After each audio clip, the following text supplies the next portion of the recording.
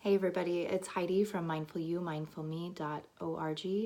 and I'm just taking a few minutes out of my day to share a simple practice and tool with you because in honor and in recognition of World Prevent Suicide Day and Mental Health Awareness Month, I wanted to share something that's worked for me and that's worked for a lot of the parents and kids that I've worked with in the past. So the practice is called R.A.I.N, and this is really to identify any emotional reactivity, a way to actually let it go. And I don't like when people say that, like, let it go, just let it go. Well, how do you do that? I need to know how.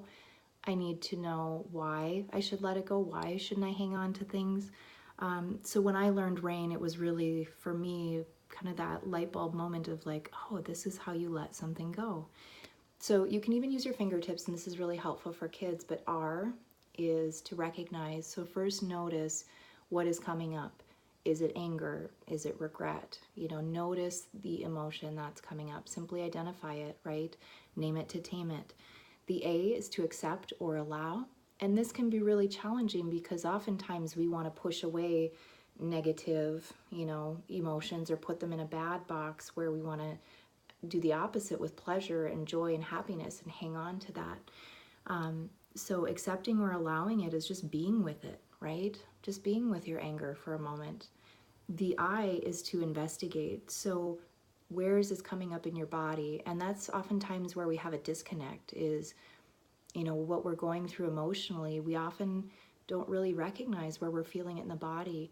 So for example, a lot of people who experience anxiety feel it either in their chest or in their gut because we have neurons there that process memory and information as well. So just notice what's coming up in the body. And then finally, non-identify.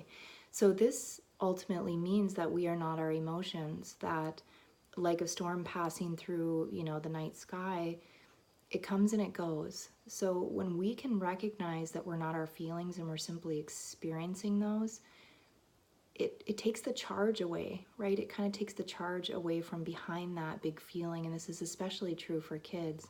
I told that to my son once when he was really upset. I said, it's okay to be mad. And he said, it is. Of course, it's an emotion. We're humans. We feel a spectrum of emotions. So instead of trying to hang on to all the happy and push away all the difficult or more challenging feelings, this process of R.A.I.N, R-A.I.N, recognizing, allowing, investigating, and non-identifying really allows us to let things go and let them pass and move through us.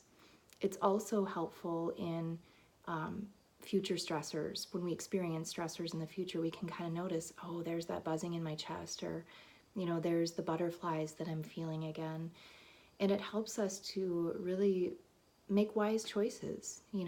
If we recognize that we're angry and we accept it, maybe while we're investigating kind of where we're feeling that and knowing that it'll pass, we decide that we need to take a few moments before we interact with somebody or communicate why we're frustrated.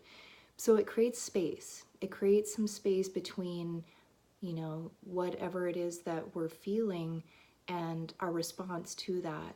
And if we can do that with kindness and compassion towards ourselves, my goodness, if I could shout that from the rooftops, be good to yourselves, but also know that it's okay to not be okay. But we can release that. We can allow that to move through us, and we can do so in a way that's really simple and practical.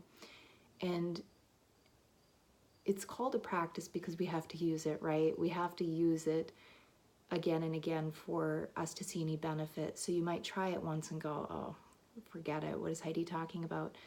Trust me on this. It's worked for me, and I'm a super sensitive, emotional human. So if it can work for me, it can work for you.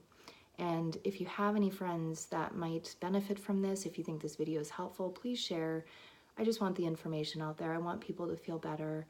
And if you haven't checked out Open Mind, check them out. Awesome nonprofit out of Minot doing some really incredible things in the mental health community. So with that, I hope you guys all have a beautiful day. Thanks for watching and take care.